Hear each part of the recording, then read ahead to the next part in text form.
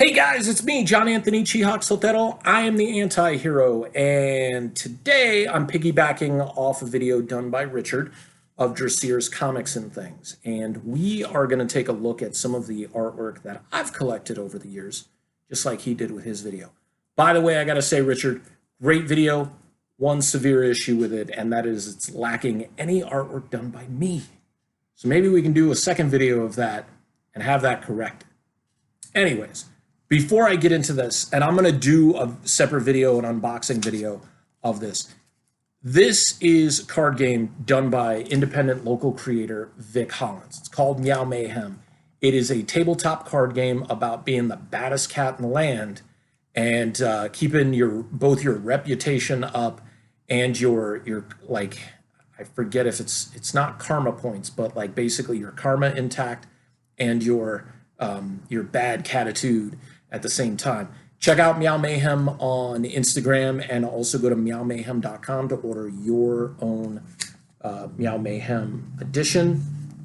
Vic did like absolutely everything, and when I do the unboxing, it's got all these different pieces that she put together from different vendors, and she got this fully funded through Kickstarter. So I'm super, super proud of her. Vic is not just a super skilled artist and painter. She's like a super wonderful human being and very, very nice, and shares her skills and her abilities with people. So it's doubly appreciative that this came in time for the holidays. And once this whole COVID thing is over, like with my new setup in my house, it's going to be game night, and some of y'all local people are going to be invited over, and we're going to play some Meow Mayhem and get down. So we'll do the unboxing in just a minute.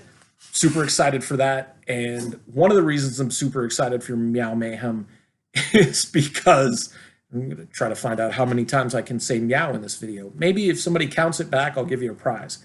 Not guaranteeing though. One of the pieces of artwork I'm going to show you has to do with the Kickstarter backing. So first off is a Larry Vels cherry Pop Tart as Nightwing piece. I got this at Albuquerque Comic Con. It was either 2016 or 2017 because I did not go in 2018. But he did draw cherry Pop Tart in.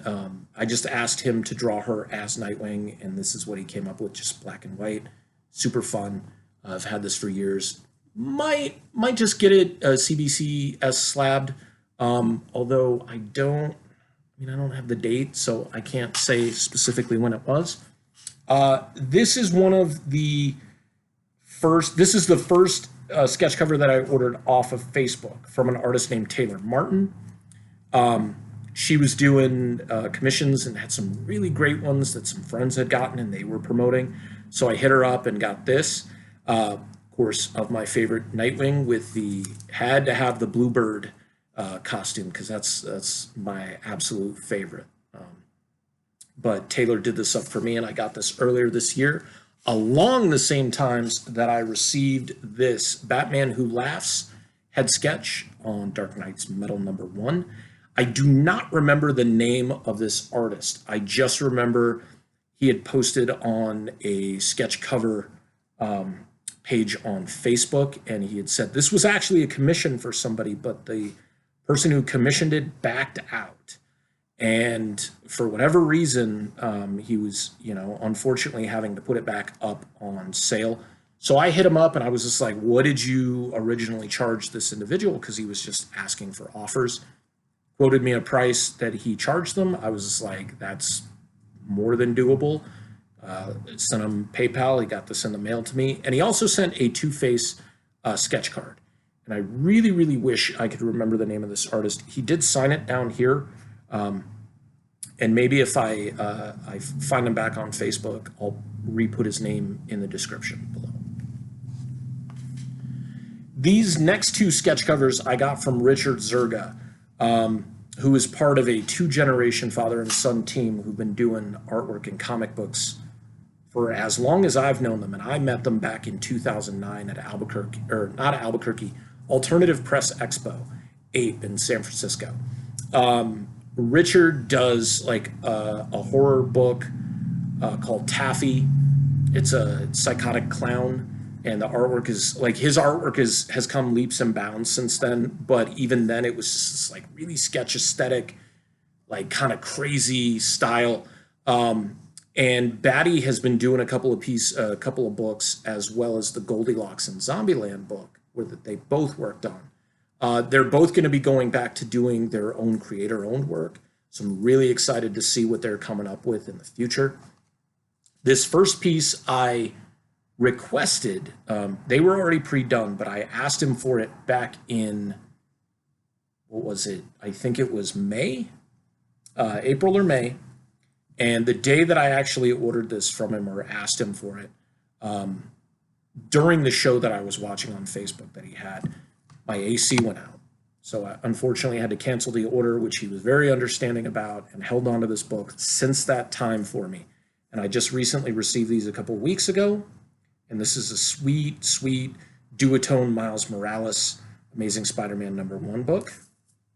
And then on that, I believe it was on the same show, this really sweet Indestructible Hulk, She-Hulk piece. Now, there's not a lot of filler in this piece. It's mostly just line work.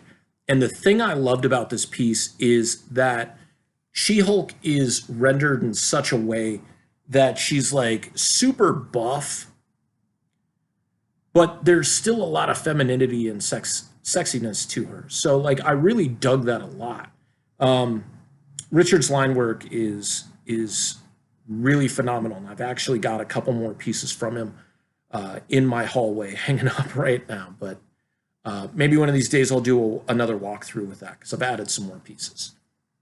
With that, from the very first show I watched with Richard and Patty, they were doing the top 6 fan arts pieces on 11x17 boards, and they were doing like their top 5 Disney villains, in which they would add like an honorable mention to. And so they put both Richard and Batty's pieces up. I bid on Batty's, I won it.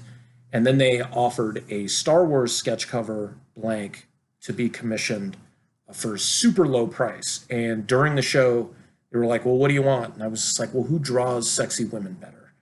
And both Richard and Batty were like, Batty. So I had Batty do up this probably now kind of controversial Cara Dune in the gold bikini.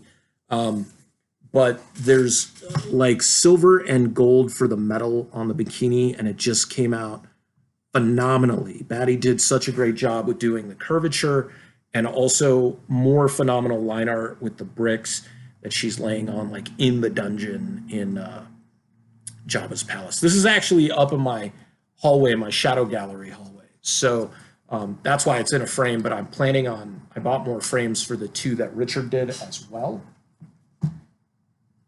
This I won in a silent auction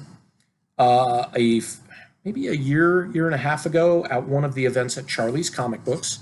And this was done by the creator of Meow Mayhem, Vic Hollins. It's on a wood frame, so it's suitable for hanging, like super easy. You can just put a tack or a nail on the wall and it'll hang just fine, of Shadowcat and Lockheed. She does really great portraiture and has just a really elegant style, especially with her female faces. I then, after she helped with another piece that I'm going to show, which she refused to accept payment for, I had to commission her because I was just like, there's no way I can take this piece. So I combined a mashup of Supersonico and my favorite X-Men, or one of my favorite X-Men, Jubilee. And pretty much the only discussion was, well, do you want the headphones on or do you want the earrings? And I was just like, well, the earrings make Jubilee and she could still have the headphones around her neck. Although I'm not sure if Supersonico can actually take her headphones off. I'm not sure. I've just gotten into the Supersonico mythos and everything. It was just like a super cute painting done in that style. And Vic always does a lot of these metallic paints, so you get this little refraction when the light hits it just right. And the reason I commissioned the Supersonico Jubilee mashup is because of this piece. This is a 7x10 painting of my dog Cypress.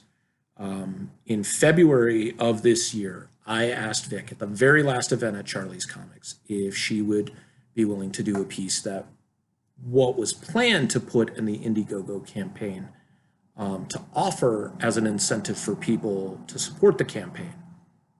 However, when Vic turned this piece out, and I've told this, I don't know how many times I've told this story, when she showed me this piece, there was no way I could give it to anybody, no matter what they paid.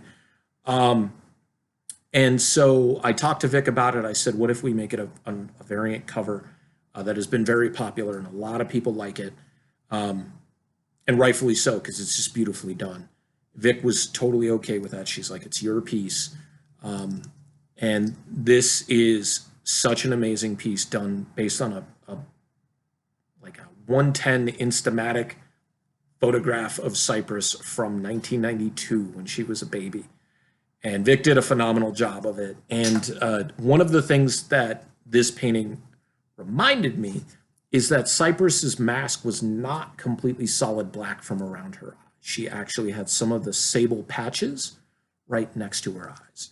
So I'm really, really thankful for this piece. And then when Vic remarked a couple of those variants that she did, she made Cypress's mask as a little heart on her face, which I thought was extremely creative and fun. And a handful of people have those. So hold tight to those because Vic Hollins is an amazing artist. And that brings the last piece up. It has to do with backing her Kickstarter for Meow Mayhem. One of the tiers allowed you to get one of the original art pieces, one of the many original art pieces that went into the game. The Baddest Cat in the Land tier allowed you to have a portrait done of one of your pets. And because I just love the work that she did on the Cypress piece and the other pieces I've gotten from her, I had to go with backing on that tier. And especially because of this year with Foley being diagnosed with cancer, it had to be a Foley piece. And this is based on one of the, it might have been the first time we put the cape on him. And he was sitting right over in this direction. And he had, the fan was blowing and it was blowing his hair. And he's sitting on his bed that he sleeps on every night with his Mr. Whoopi cape that was made for him by his grandma Marilyn, with his sheepy baby in the background. Vic knocked this one out of the park. Like, I can't tell you how extremely happy it makes me to have. I mean, her work is just amazing as is, but when it's something this personal, these might be my two favorite pieces of artwork of all time. And Vic, I can't thank you enough for the work that you've done, for helping me make the campaign successful, and helping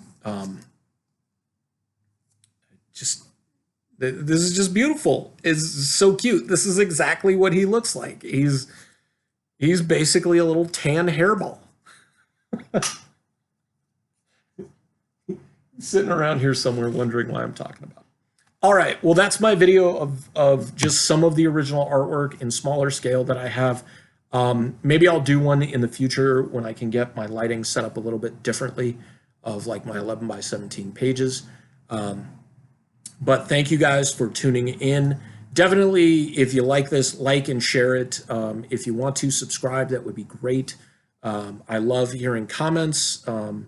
I'm going to plan on doing some more videos in the near future. I was going to do like a haul video, but then I got busy into rearranging everything in my house. And then maybe I'll do a walkthrough of the new setup in my house once I get everything going as well. But please continue to take care of yourselves. The holidays are a hard enough time without everything we're dealing with COVID. Wear your masks, wash your hands, stop touching things. And please don't go out unless you absolutely have to. I know it's hard. I know it sucks staying at home. I know it's not fair. You know, I get that. But this is not about you. This is not about me. This is about all of us trying to take care of each other. And the one thing I've learned from reading comic books. It's that, heroes come in all shapes and sizes, and heroes do a number of different things. And you can be a hero by staying at home. It's pretty simple. But please take care of yourselves. Take the time that you need to take care of yourselves. Do some activities that you love. Eat foods that you like. Especially if you're cooped up at home, do some artwork, do some creativity. Do what I'm doing, like rip up your house and like rearrange it and rearrange your furniture. It always made me feel better when I was in my apartment all those years ago. But now I can do it with impunity because this is my house.